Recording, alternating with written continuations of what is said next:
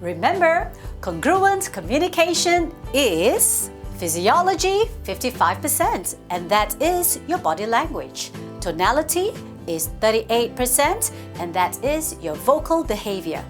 And words is 7%, and that's the choice of words. Have fun playing the matching game with your children and your loved ones. Say what you mean and mean what you say.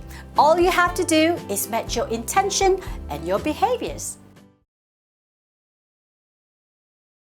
Today, let's talk about how you can use positive language to improve your child's behavior and boost his or her confidence. No, stop that. Don't run. Don't hit. Don't drop it. No talking.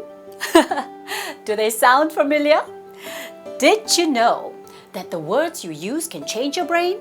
According to the groundbreaking research by neuroscientists Andrew Newberg and Mark Robert Waldman, there is one word in particular that actually impairs and disrupts the normal functioning of the human brain.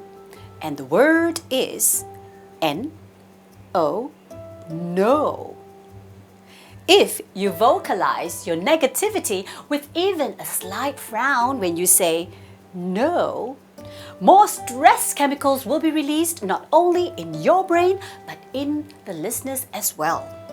Now, doesn't that inspire you to be more careful with the language you use when speaking with children? So what can we say instead? Before we dive into it, let's do a little exercise to remind ourselves why it is so important to use positive language or instructions. Now, if I were to say, don't think of a blue elephant, what's on your mind now? Most of us are already probably seeing the blue elephant. Oh, wait a minute. Don't think of a blue elephant wearing a pink polka-dotted skirt.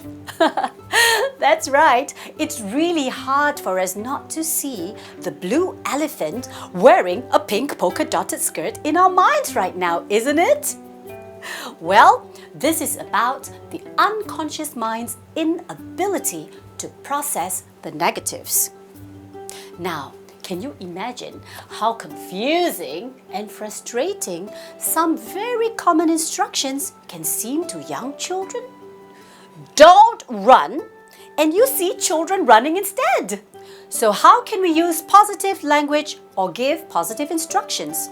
All you have to do is state what you want your child to do, not what you don't want him or her to do. Here's an example. Instead of saying, don't run, you might want to say, please walk. Instead of saying, don't hit, you can possibly say, please be gentle.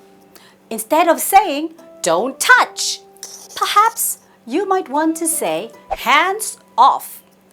Instead of saying, don't shout, maybe you can say, speak softly. This will give your child a clearer mental image of what you want them to do or what they are supposed to do. And the unconscious mind works really well with clear, direct instructions. And the best part is, it will help build positive relationships with parents, teachers, and all other caregivers, providing a strong foundation for a successful, happy, and confident child. Remember, it may be hard at first because we are creatures of habit.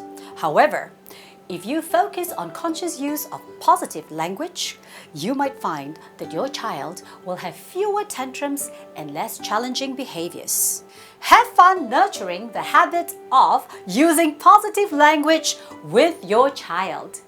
Remember, state what you want your child to do, not what you don't want him or her to do. Happy parenting! Stay positive!